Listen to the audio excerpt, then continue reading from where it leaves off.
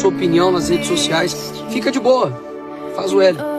Quando seu país for novamente saqueado para patrocinar ditaduras genocidas, faz o L.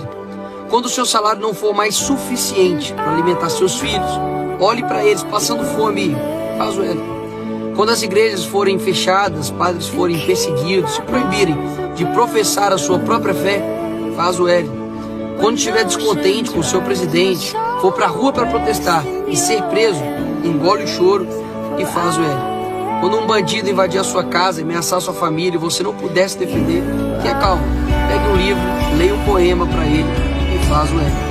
Quando assassinatos de inocentes no ventre materno acontecerem debaixo dos seus olhos, diariamente, faz o L.